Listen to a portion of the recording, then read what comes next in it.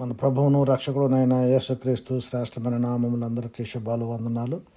ఏదైనా వాగ్దానము కీర్తన గ్రంథము 68వ కీర్తన 19వ వచనం. ప్రభువు స్తుతినందునుగాక, అనుదినము ఆయన మా భారము భరించుచున్నాడు. దేవుడే మాకు రక్షణకర్త అయి ఉన్నాడు. ఆమేన్. దేవుని నామానికి స్తోత్రం కలుగునుగాక. మన దేవుడు మన భారములన్నిటినీ భరించే దేవుడై ఉన్నాడు. మా అందరి భారాలు కూడా ఆయన తొలగించి నెమ్మది, శాంతి, సమాధానం అనుగ్రహించారు. అందుచేతే దేవుని గురించినటువంటి ఈ మాటలు తెలియజేయడానికి దేవుడు కృప చూపించారు. రుచి చూచి తెలుసుకునుడి అని వ్రాయబడింది దేవుని యొక్క వాక్యంలో. ఆ రుచి మాకు తెలుసు. మా భారము ఎంత భారము భరించే వాళ్ళమో, ఆ భారం అంతా దేవుడు ఎలా తొలగించాడో, ఎలాగ నెమ్మదినిచ్చాడో, ఎలాగ శాంతి సమాధానం ఇచ్చాడో మేము రుచి చూచి ఈ విషయాలు తెలియజేస్తున్నాం.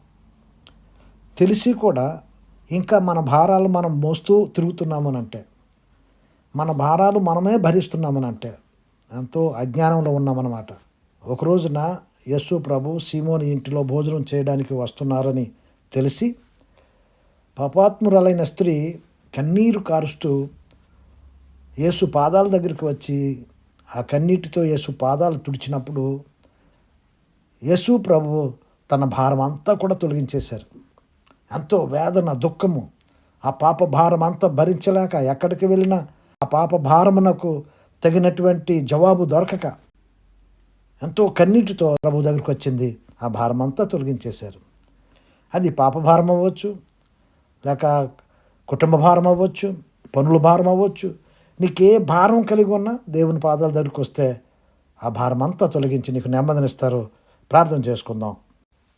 మా భారము భరించే దేవానికి వందనాలు, స్తోత్రాలు చెల్లించుకుంటున్నాం ప్రభువా.